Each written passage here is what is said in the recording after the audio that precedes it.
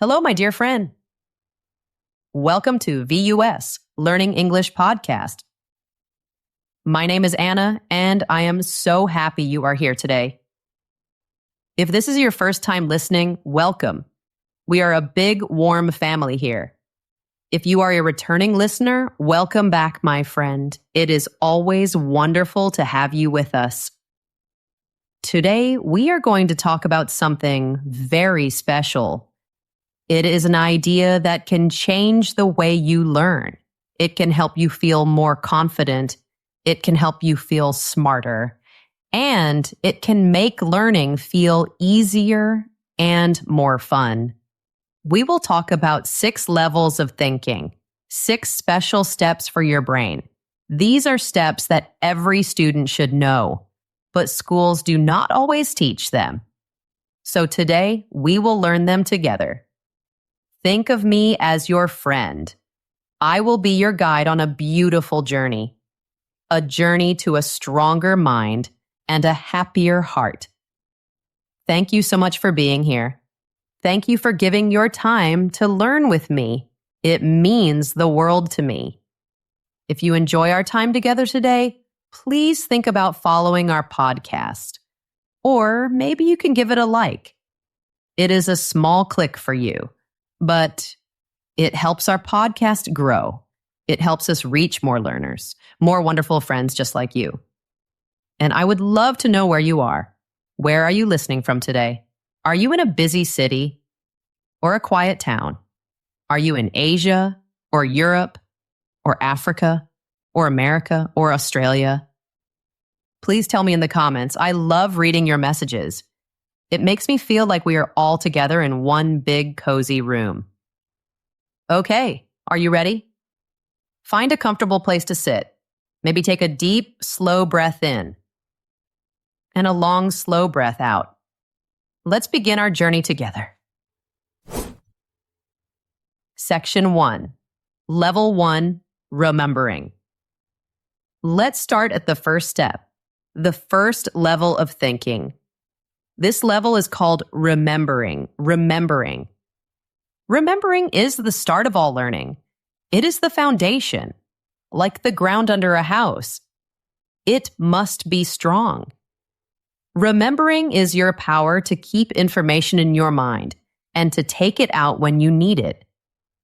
It is when you can list things or name things or define things. Think about when you were a child. You learned the letters of the alphabet. A, B, C, that is remembering. You learned to count. 1, 2, 3, that is also remembering. Maybe you are a student now. You might be learning new words in English. You are remembering them. Or maybe you are studying science. You learn the names of the planets, Mercury, Venus, Earth. That is remembering. Or maybe you study history. You learn important dates, like the year a country was born. That is remembering. This level is very important. You need to have information in your mind before you can think about it. You cannot think about something you do not know. So, remembering is our starting point. It is necessary. But here is a secret. Many students think this is the only level. They think learning is just remembering, and this is a trap. Let me tell you a story about a student named Leo. Leo is a good student. He studies very hard. He has a big history test next week. So Leo sits at his desk. The book is open. He reads the first chapter. Then he reads it again and again. He has a bright yellow highlighter pen. He colors many sentences in the book. The page looks very bright. He feels like he is doing a lot of work. He reads the names, he reads the dates, he reads the places. He thinks to himself, okay, I know this. I have seen this before. I remember this. He spends many, many hours like this, reading, highlighting, rereading his notes. He feels tired, but he also feels prepared. He feels like he knows the information. This feeling is the trap. It is called the illusion of competence. Illusion means something is not real. Competence means you are good at something. So it is a feeling that you are good, but it is not really true. Leo thinks he knows the information, but his brain is just being a storage box. It is holding the information, but it has not learned how to use it. The day of the test comes. Leo sits down at his desk in the classroom. His heart is beating a little fast. He takes a deep breath.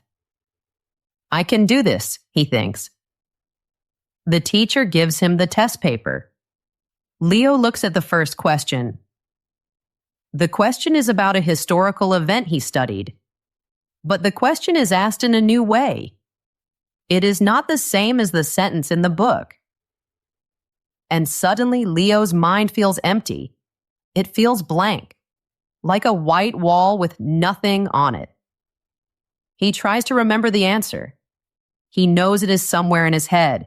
He can almost feel it, but he cannot find it. He cannot pull it out. He feels so frustrated. He feels sad and a little scared. But I studied for 10 hours, he thinks. Why can't I remember? Has this ever happened to you? You study and study, but in the exam, your mind is empty. It is a terrible feeling. It can make you feel like you are not smart. But that is not true. You are smart. The problem is not you. The problem is the way you studied. Leo's studying was passive. He was just looking at the information. His brain did not have to work hard to get it. So how do we escape this trap? How do we master level 1? We need to change from passive review to active recall. Active means you are doing something. Recall means you are pulling information out of your brain. Active recall. It means you must force your brain to find the information without looking at the book, without looking at your notes.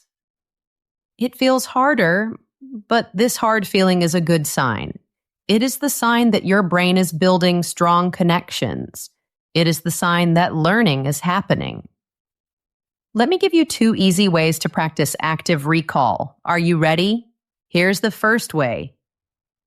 Use flashcards the right way. You know flashcards, right? They are small cards. On one side, you write a question or a word.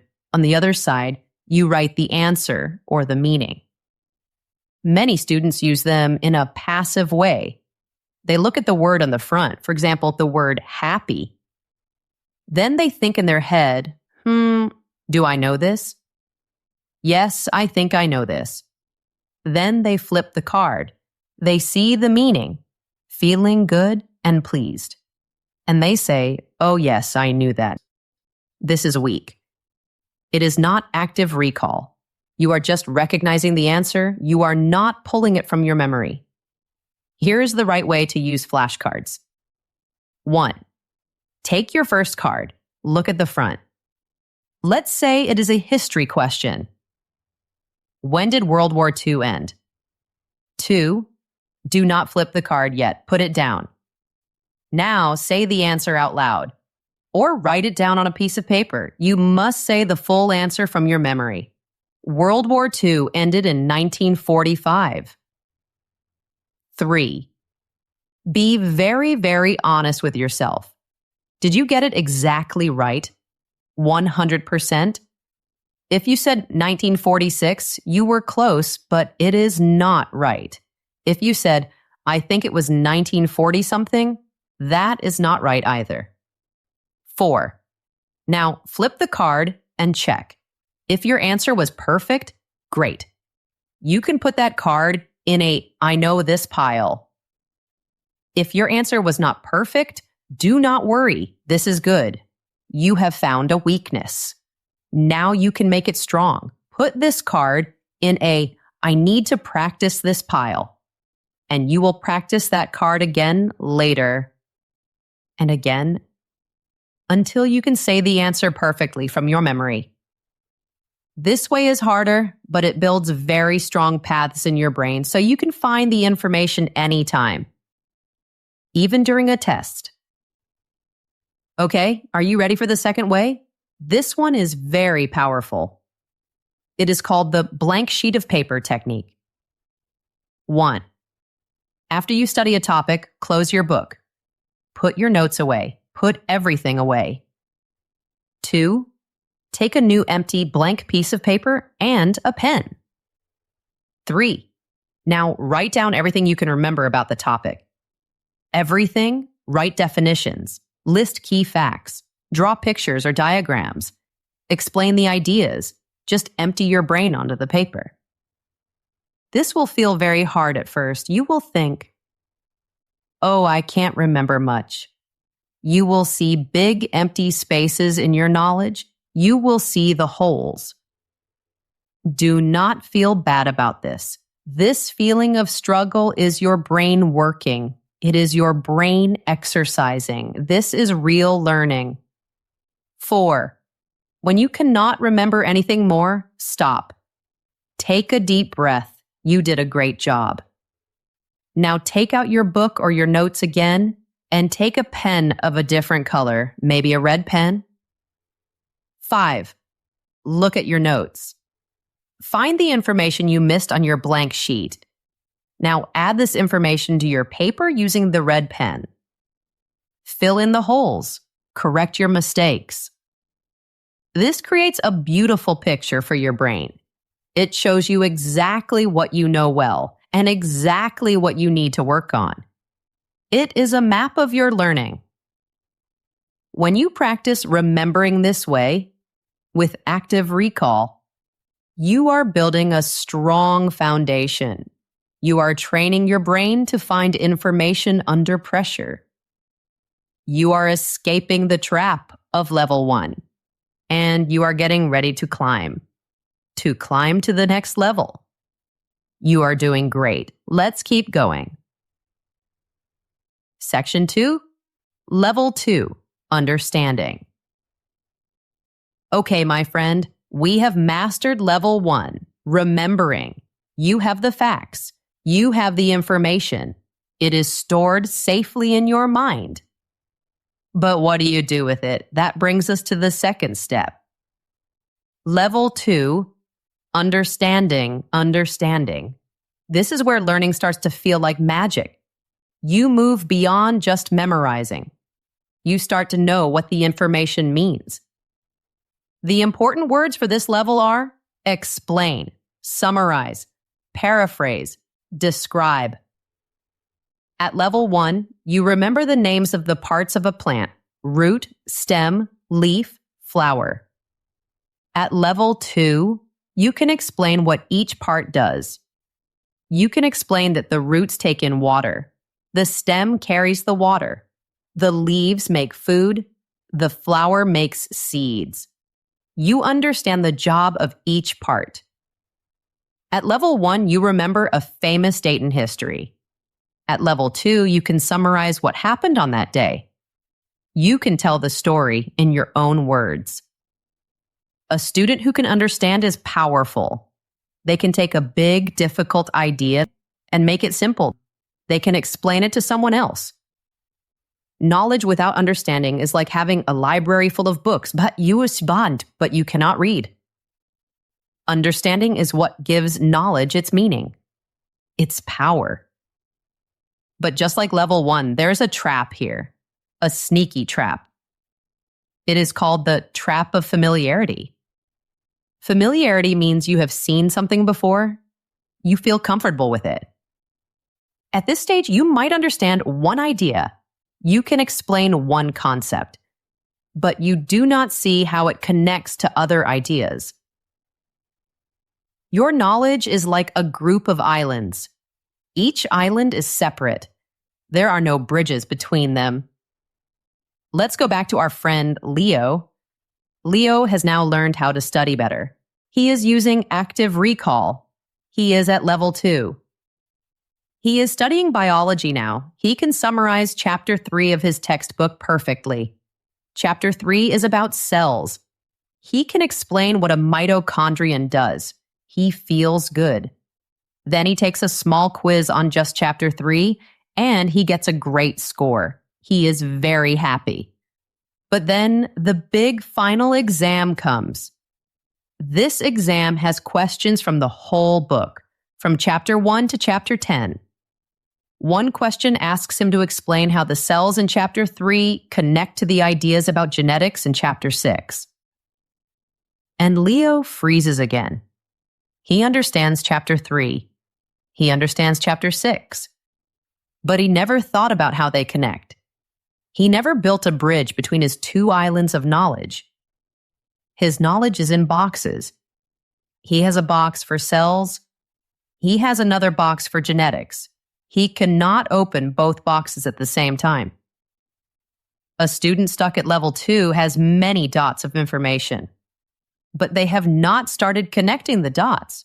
They have not seen the bigger picture. So, how do we escape this trap? How do we build the bridges? To get past level 2, you need to actively build connections. You have to see how ideas fit together, like pieces of a puzzle. Here are 2 wonderful strategies to help you do that. Are you ready? Let's learn them together. The first strategy is a famous one. It is named after a very smart scientist. His name was Richard Feynman, but we can call it the teach it to a child method. It is very simple, but very, very powerful. Here's how you do it, step by step. 1. Choose one idea you want to understand deeply. Let's say it is the idea of photosynthesis, a big word from science. 2. Now imagine you are talking to a young child, maybe a 12-year-old or even younger. Get a piece of paper and write down an explanation of photosynthesis, but you must use only very simple words. Words a child would understand. No difficult science words. No jargon. You might write something like, plants need to eat just like us, but they don't have a mouth. So they eat sunlight. They use their leaves like little solar panels. They take sunlight, water, and air, and they mix it together to make their own sugary food. This process is called photosynthesis. It is how plants cook their lunch. 3. As you are writing this simple explanation, you might get stuck. You might think, how do I explain this part simply? This part is confusing. When you feel stuck, it is a wonderful moment. You have just found a gap, a hole in your own understanding. So you go back to your textbook or your notes, you read that part again. You work on it until you understand it clearly. 4. Now go back to your simple explanation and try again. Make it even simpler, even clearer. Read it out loud. Does it sound simple and logical? Can a child really understand it? If you can explain an idea in simple words, it means you truly, deeply understand it. You are not just repeating words from a book. You are using your own mind. This method is like a magic key. It unlocks deep understanding. Okay, here's the second strategy. It is also about connecting ideas. Practice creating summaries from scratch. From scratch means from the very beginning. Most textbooks have a summary at the end of each chapter. It is easy to just read that summary.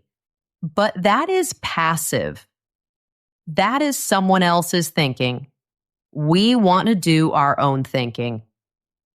So after you finish a chapter or a lesson or a video, close everything.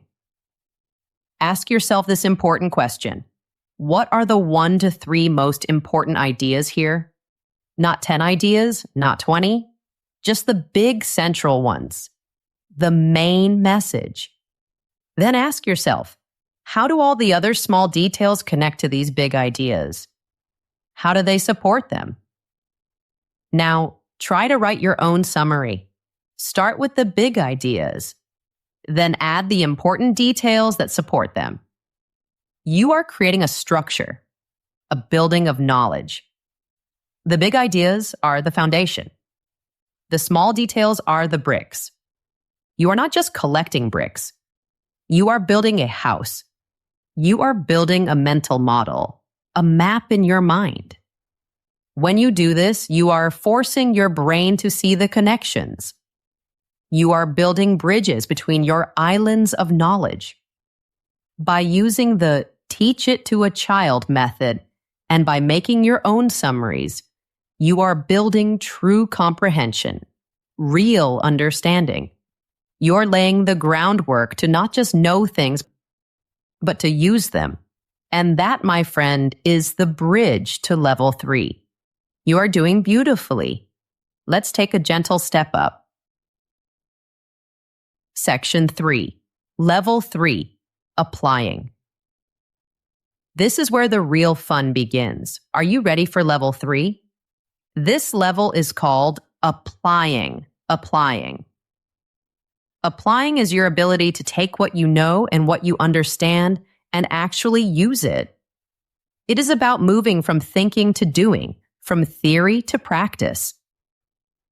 The key verbs for this level are apply, use, solve, implement. Let's think of some examples together. At level 1, you remember the formula for the area of a circle, pi times radius squared. At level 2, you understand why this formula works. You can explain it. At level 3, applying, you can use that formula. You can use it to solve a real problem. For example, you can calculate how much pizza is in a 12-inch pizza or how much paint you need to paint a circular table. You are using your knowledge. Here's another example. In an economics class, you learn about supply and demand. At level 2, you can explain what supply and demand are. At level 3, you can apply that concept. You can use it to predict what might happen in the real world. You might predict that if there is a big storm that hurts coffee plants, the price of coffee will probably go up because the supply is smaller. This is the first level where you are truly doing something with your knowledge. Your knowledge is not just sitting in your head. It is a tool you can use to build things, solve problems, and understand the world. This is where learning becomes useful, functional. Most exams in school test students up to this level. A teacher teaches you an idea. Then they give you a problem. And you must apply the idea to find the answer. But like the other levels, there is a trap here too. A very common trap for good students. This trap is called the plug and chug mindset. Plug means to put something in. Chug is the sound a machine makes when it is working. A student with a plug and chug mindset is like a machine. They get very good at a certain type of problem. They see a problem. They recognize the pattern. This is a type A problem. For type A problems, I use formula X. So they plug the numbers from the problem into the formula, and the formula chugs out the right answer. Click, whir, buzz, correct answer. This feels like success. It feels like mastery. You are getting the right answers. Your grades are good. But this skill can be very weak. It is not flexible. The student can follow the recipe, but they do not understand why the recipe works. They do not know how to cook without a recipe. Let's go back to Leo, our student friend. Leo is now in a physics class. He is very good at doing the homework problems. The textbook shows an example of how to calculate the path of a cannonball. It gives a formula. Leo learns the formula. The homework has 10 problems about cannonballs and baseballs and rocks being thrown. They all look very similar to the textbook example. Leo uses the formula for all of them. He plugs in the numbers, and he gets all the answers right. He feels very smart. But then on the exam, the teacher gives a new kind of problem. It is about a drop of water falling from a cloud, with wind blowing it to the side. Leo looks at the problem, and he is completely lost. His heart sinks. This doesn't look like the cannonball problem, he thinks. Which formula do I use? The teacher never taught us this. He doesn't know what to do. His problem solving is based on matching patterns. The pattern has changed, so his method does not work.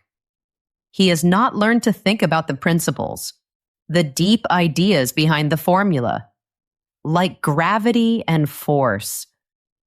To escape this plug and chug trap, you must practice with problems you have never seen before. You must build a flexible, adaptable mind. Here are 2 strategies to help you do that. Let's learn them slowly. First, actively seek out novel problems. Novel means new and different. Do not just do your homework problems again and again. That is like practicing for a race by only running on one easy road. You need to be a problem explorer, an adventurer. Go and find new problems. Where can you find them? You can ask your teacher for old exams. You can search on the internet for practice problems for your subject. You can find problems in different textbooks at the library. Or you can even try to create your own problems. Take a homework problem and change it a little. What if the cannonball was on the moon? What if there was no wind? When you try a problem you have never seen before, you cannot just use pattern matching. Your brain is forced to think more deeply. You have to ask yourself powerful questions. What is this question really asking? What are the main ideas here?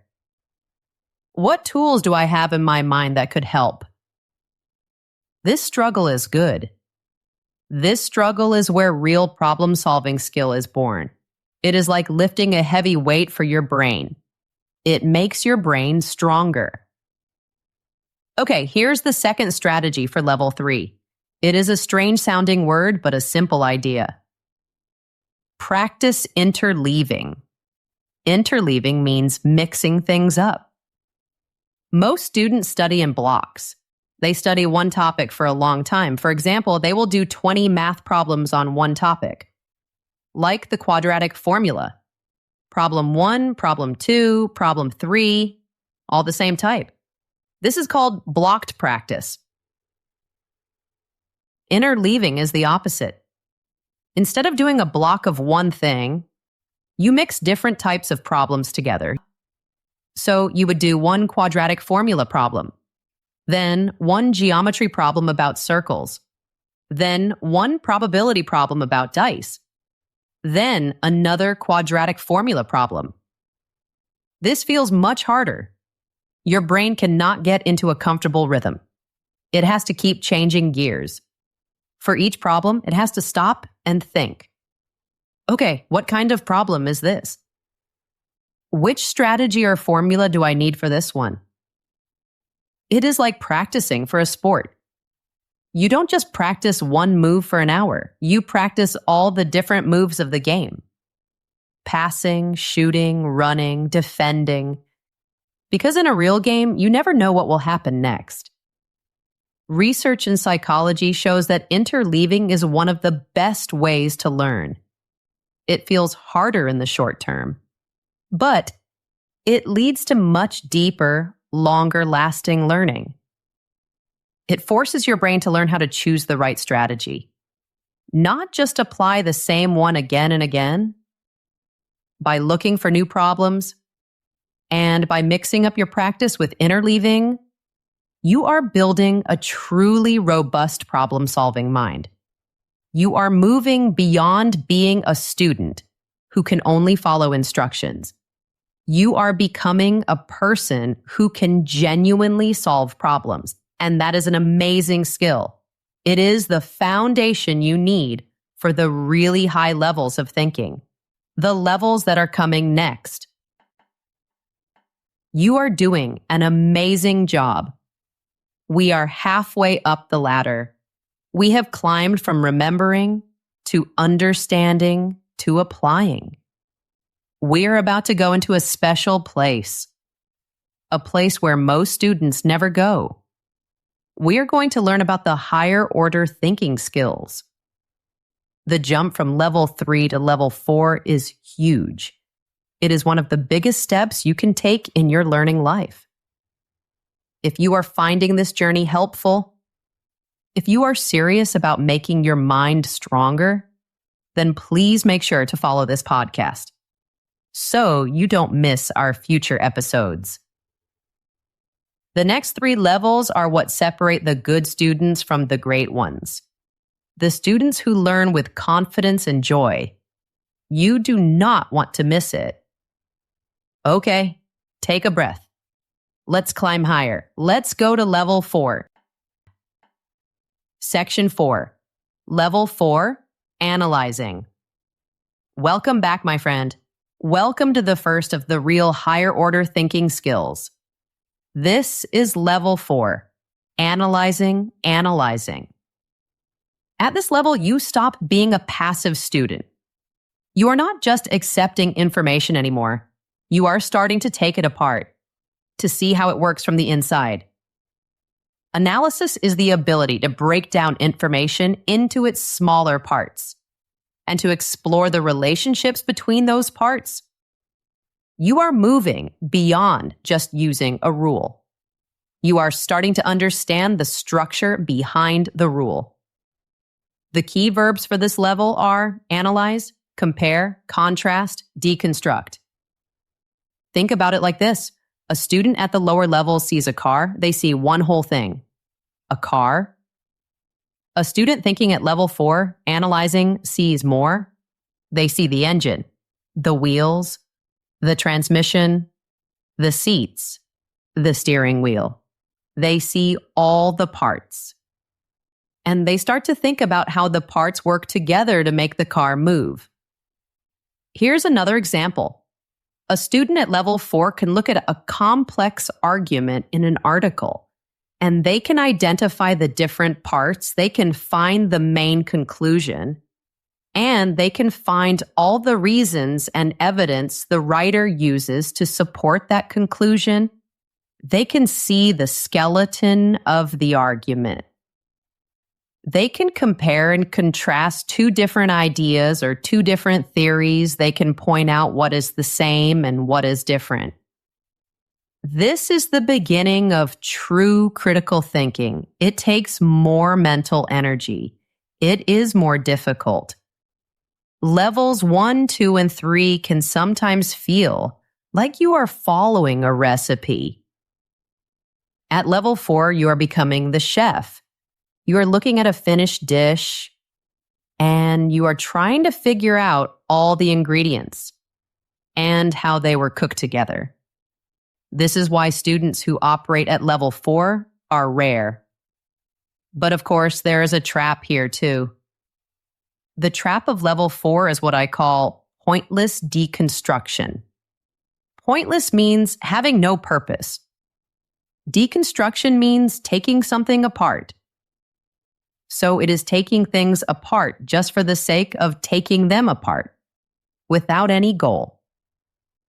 A student stuck in this trap is good at finding the pieces, but they do not know what to do with the pieces. They can read an article and find all the weak points, but they cannot suggest a better argument. They can compare 2 historical events in great detail, listing all the similarities and differences, but they cannot explain why those differences matter. Their analysis has no purpose. It is just a list of observations. Let's imagine a literature student. Let's call her Sarah. Sarah is studying a famous novel. A level 3 student could apply a theory to the novel. Sarah is at level 4. She can analyze the novel's structure. She can analyze the characters. She can analyze the use of symbols. But if she is stuck in the trap, her analysis essay is just a long list. She writes, the author uses a blackbird to symbolize sadness. The main character's story is a hero's journey. The weather in the first chapter is sunny. The weather in the last chapter is stormy. Do you see? She is listing the parts. She is deconstructing, but she is not explaining how these parts work together to create a feeling or to deliver a message. Her analysis is a catalog, not an argument. It is not leading to any deeper insight. So, how do we make our analysis powerful and purposeful? Your analysis should always be trying to answer a deeper question. You need to direct it. Here are 2 strategies to make sure your analysis gives you real insight. Are you ready to learn them? First, use comparative analysis. Comparative means looking at things together to see how they are different or similar. The rule is simple. Instead of studying one thing by itself, always try to study at least 2 related things together. Don't just learn about dogs. Learn about dogs and cats together. Don't just learn about capitalism. Learn about capitalism and socialism side by side. Don't just study one poem by a writer. Study 2 of their poems and compare them. When you do this, your brain automatically starts to analyze. It cannot help it. It starts looking for what is the same and what is different. But here's the most important step. After you find a similarity or a difference, you must ask the magic question. The question is, so what? So what? Why does this matter? So cats and dogs are different. So what? Well, maybe their differences tell us something about how animals evolved. So these 2 poems use different language. So what? Well, maybe the poet wrote them at different times in her life, and her feelings about love changed. This so what question turns a simple observation into a meaningful analysis. It pushes you to find the deeper meaning. Okay, here's the second strategy for level 4. It is called argument deconstruction. Take a piece of writing. It could be an article, an essay, or a chapter in your textbook. Try to map out the argument, like drawing a map of a city. First, find the main destination. What is the main point the author is trying to make you believe? This is the main claim or conclusion. Put this at the top of your map. Next, find the main roads that lead to that destination. What are the smaller arguments or main reasons they give? Draw them below the main claim and connect them with lines. Finally, find the small streets and houses. What evidence, facts, or examples does the author use to support each reason? List these under the reasons. You can draw this on paper. Use a mind map or a flow chart. This exercise forces you to see the hidden structure of information. You will start to see that texts are not just lists of facts. They are carefully built arguments. They are designed to persuade you to make you think something. Once you can see this structure, this skeleton, you can begin to ask questions about it. Is this a strong skeleton? Are the connections logical? Is the evidence good? And asking those questions is the gateway, the door to the next level of thinking. By practicing comparative analysis and argument deconstruction, you are training your brain to see the hidden architecture of ideas. You are moving from being a consumer of information to being a critic of it. You are developing a sharp, clear mind, a mind that can cut through noise and find the signal. This is the essential stepping stone to level 5. You are climbing so high. Let's keep going. Section 5. Level 5. Evaluating. We have now reached a very high and very powerful level of thinking. Welcome to Level 5. Evaluating. Evaluating. Evaluating is the ability to make judgments, to form opinions, and to defend those opinions with good reasons. It is about deciding the value or quality of something based on clear standards or criteria. At this level, you are not just an observer anymore. You are the judge. The key verbs for this level are evaluate, judge, critique, defend. At level 4, analyzing, you take things apart to see the pieces. At level 5, evaluating, you look at the whole thing and you decide if it is good or bad, strong or weak, true or false. You're not just analyzing two different theories. You're evaluating which theory is better. Which one has more evidence to support it? You are not just deconstructing an argument. You are judging if that argument is logical and persuasive. At this level, you are asking the most important questions. Questions like, is this true? Is this right? Why is this important? So what? Thinking at this level is necessary for being a leader. It is about making good decisions when things are not clear.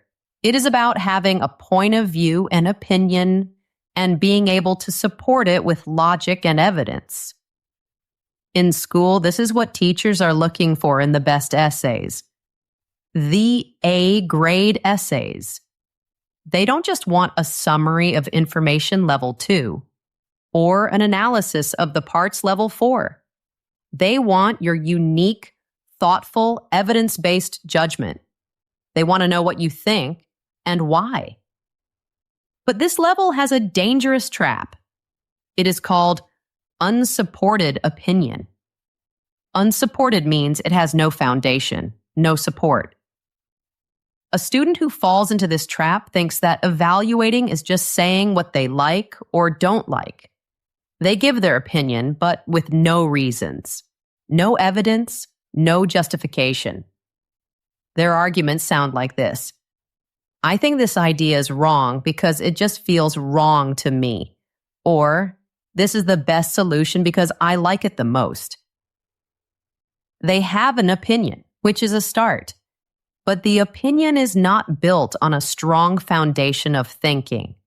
Their judgments are based on personal feelings, not on critical reason.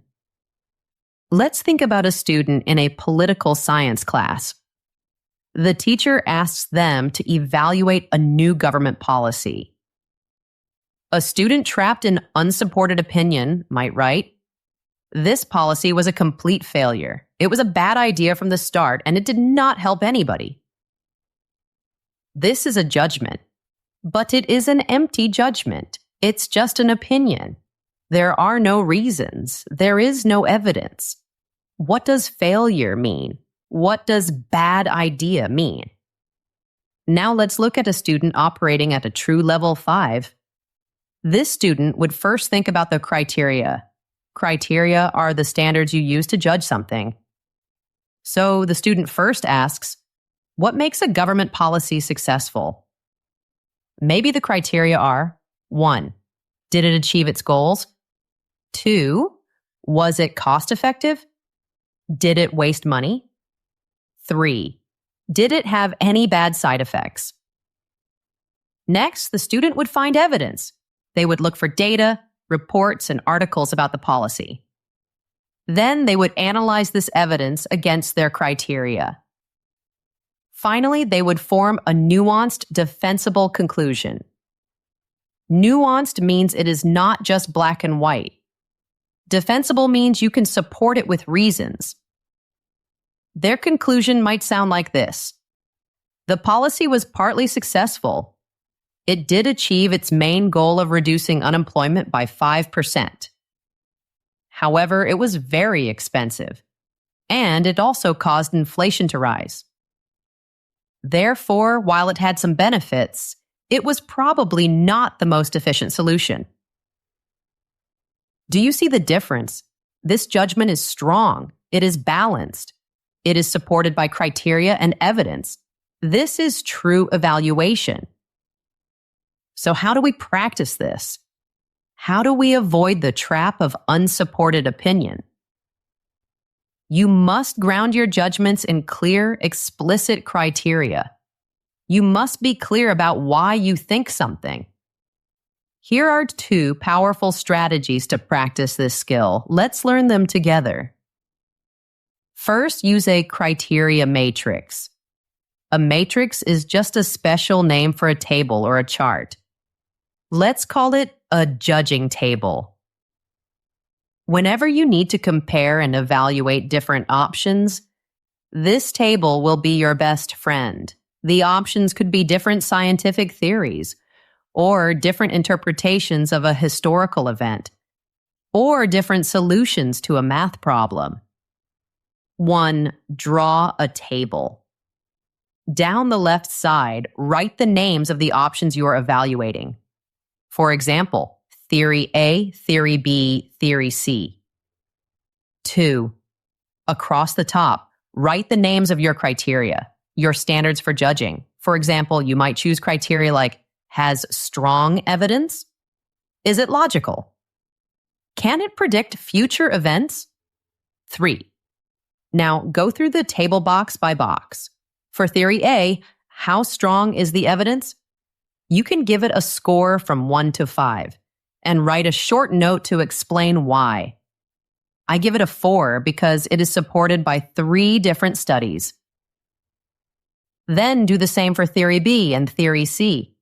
Fill in the whole table. This process forces you to be very clear and systematic. It turns a vague feeling, I think Theory B is best, into a rigorous, careful evaluation. You can clearly see the strengths and weaknesses of each option, and your final judgment will be strong and easy to defend. Okay, are you ready for the second strategy?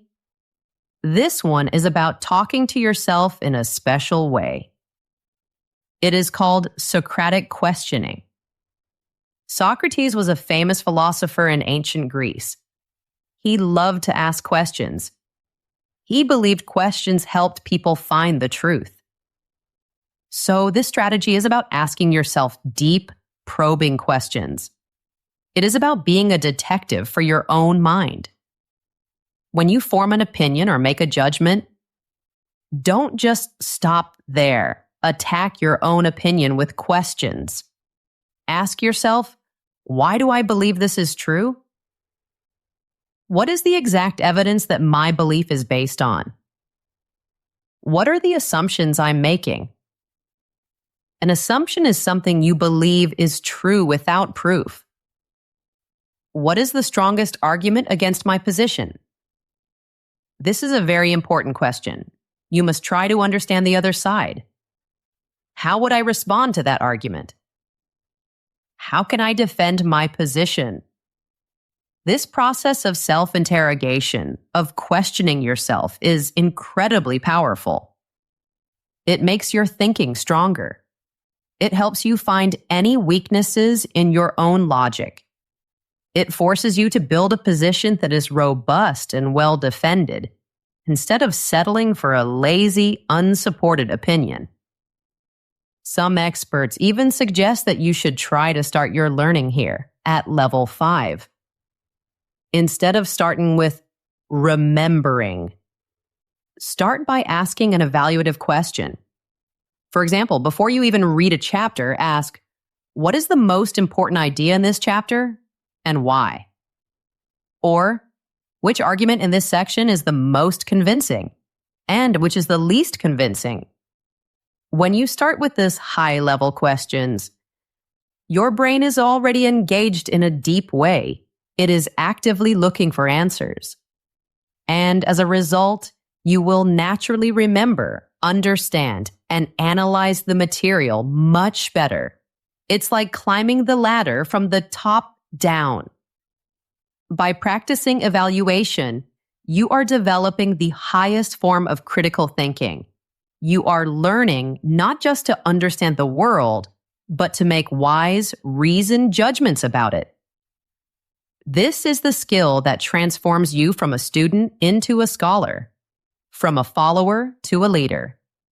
And it is the final step before you reach the very top of the mountain, the pinnacle of the cognitive hierarchy. Level 6. You're so close. Let's take that final amazing step. Section 6. Level 6, creating. We have arrived. We are at the summit, the top of the mountain. Welcome to level 6, creating. In the newest version of this framework, creating is considered the highest level of thinking. Creating is when you put different elements together to make something new, something original, something that was not there before. It is the process of generating new ideas, new solutions, new art, new perspectives. The key verbs for this level are create, design, invent, hypothesize. At this amazing level, you are no longer just a consumer of information. You are not just a critic of information. You are a producer. You are a creator. You are generating the ideas that other people will then analyze and evaluate. At level 3, you solve a problem that has a known answer. At level 6, you design a completely new solution for a new problem. At level 4, you analyze a poem. At level 6, you write your own poem. At level 5, you evaluate a scientific theory. At level 6, you formulate a new hypothesis to test. A new educated guess. This is the level of innovation, of discovery, of imagination. It is where you find a gap in the world's knowledge and you try to fill it. It is about taking everything you have learned, analyzed, and evaluated, and combining it in a new way to produce something that is uniquely yours. This might sound like it is only for geniuses like Einstein or Mozart, but that is not true. Every student, every person can and should operate at this level. You can be a creator too. But like all the other levels, this final level has a trap.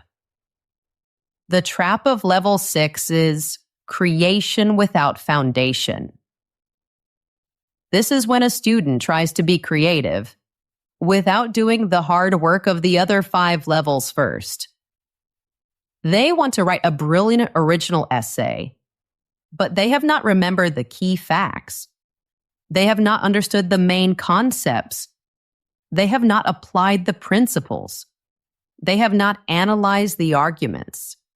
They have not evaluated the evidence. They try to jump straight to the top of the ladder, but the ladder is not there, so they fall. Their creation is usually just a collection of unsupported opinions, of half-baked ideas. It has no substance. It has no rigor. It is weak.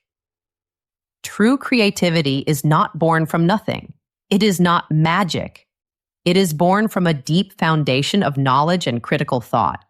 You must climb the ladder step by step. Let's imagine a business student. Let's call him David. His teacher asked him to create a new marketing plan for a company. David gets caught in the trap of creation without foundation. He just brainstorms some flashy ideas. He says, let's make a funny video that will go viral on the internet. Let's pay famous influencers to talk about our product. These ideas might sound creative, but his plan is all style and no substance. Why a viral video? Who is the audience? Why those influencers? What is the budget? David has no answers. Now let's look at a student who is operating at a true level 6. Let's call her Maria. Maria does not start with flashy ideas. She starts by climbing the ladder. First, she uses level 1, remembering. She recalls key marketing frameworks and terms. Then, level 2, understanding. She does research to deeply understand the company's target audience. Then, level 3, applying. She applies principles of market segmentation to divide the audience into smaller groups. Then, level 4, analyzing. She analyzes the marketing strategies of all the competitors. What are their strengths and weaknesses? Then, level 5, evaluating. She evaluates the potential return on investment for different marketing channels like social media, TV, and email. And only now, after building this incredibly strong foundation, does she move to level 6, creating. She uses all of that knowledge to create a new marketing plan. Her plan is not just creative, it is also strategic. It is data-driven. It is thoughtful. And it is much more likely to succeed. Creativity is the beautiful flower. But the other 5 levels are the roots, the stem, and the leaves. You need the whole plant. So how can you practice this? How can you cultivate your own creative power? You must intentionally practice putting ideas together and generating new ones. Here are 2 final strategies to help you get started on this exciting level. First, practice hypothesis generation. A hypothesis is a proposed explanation, a good guess. Let's just call this strategy. Asking what if. For any topic you are studying, get into the habit of asking, what's next? Or, what if? If you're reading about a historical event, ask, what if this event never happened? Formulate a hypothesis, a guess about how the world would be different today. If you are studying a science experiment, ask, what if we changed one thing? Design a new follow-up experiment in your mind to test a new variable. If you are reading a novel, ask, what if the villain was actually the hero? Write a short alternative ending for the story. The goal here is not always to be right. You are not trying to predict the future. The goal is to practice the mental movement, the motion of generating new possibilities from what you already know. This is the heart of creative thinking. Okay, here's our last strategy. It is called concept synthesis. Synthesis is the opposite of analysis. In analysis, you break things down. In synthesis, you build things up. You connect things. For this strategy, you take 2 or more ideas that seem unrelated. They could be from the same class or from totally different subjects. And you try to find a meaningful connection between them. You try to build a bridge between them. For example, how can you use a principle from psychology to better understand a character in a Shakespeare play? How does the mathematical concept of exponential growth help explain the spread of a new fashion trend? How is the structure of a tree similar to the structure of a good organization? This act of forcing connections, of combining different ideas, of fusing them together, is where true innovation and creativity come from. It is like you are building an idea factory in your mind. Mastering level 6. Thinking the art of creation is the final goal of a real education. It is about becoming an active participant in the world, not just a passive listener, or it is about developing the power to not only solve today's problems, but to imagine and create the solutions for tomorrow's problems, sir. You have reached the top. You have seen the whole ladder, I dare. So there you have it, my wonderful friend. The 6 levels of thinking every student must master. We have been on a long and beautiful journey together. We started at the bottom with level 1 remembering. This is about keeping facts in our mind. Then we climb to level 2, understanding. This is about knowing what the facts mean. Then we went up to level 3, applying. This is about using our knowledge to solve problems. From there, we entered the higher levels. Level 4 was analyzing. This is about taking things apart to see their structure. Then we reached level 5, evaluating. This is about judging the value of something and defending our opinion. And finally, we stood at the very top, at level 6, creating. This is about making something new and original. The great secret of the best learners, the students who seem to succeed without stress, is not that they were born with the better brain. The secret is that they have learned to climb this ladder of thinking, either on purpose or by accident.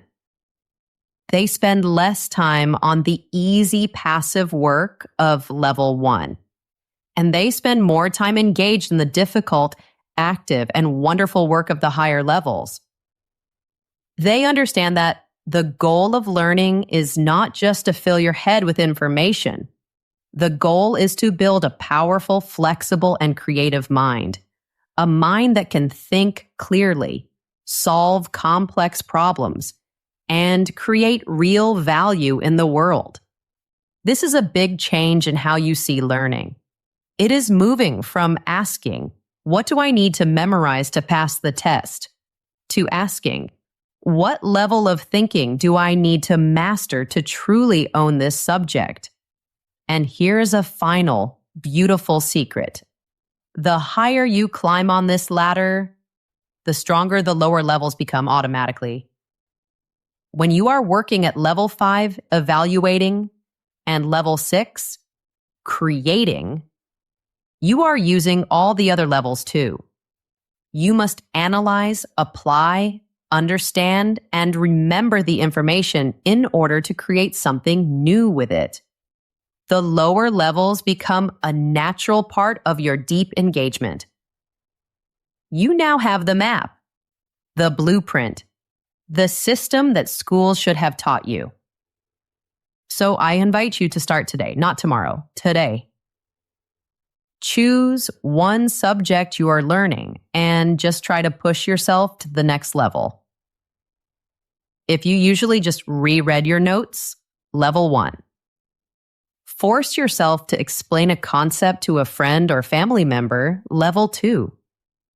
If you are good at solving the easy homework problems, level 3, go find a new, harder problem that scares you a little bit, still level 3, but better. If you are comfortable analyzing things, level 4. Force yourself to make a judgment and defend it with reasons, level 5. The journey up this ladder is not always easy. It takes effort, it takes focus, and it takes intellectual courage to try new, harder things. But the reward is bigger than you can imagine. The reward is a feeling of deep learning, of strong confidence, and the ability to think with power and clarity, not just for your exams, but for the rest of your life. You are capable of this. I truly believe in you. So I have a question for you. Which level do you feel you are on right now? In your studies or in your life? Be honest with yourself. Please share it in the comments below. There is no shame. Knowing where you are is the first step to moving forward. The moment you name your level is the moment you start to take back control of your own learning. Thank you for spending this time with me. Thank you for trusting me to be your guide. I hope this journey was helpful for you. Remember to be kind and patient with yourself. Learning is a journey, not a race. Every small step forward is a victory. If you enjoyed our time together, a like or a follow is always deeply appreciated. It helps us keep making these episodes for wonderful learners like you. Keep learning, keep growing, and keep being your wonderful self. Until we meet again, my friend, see you next time.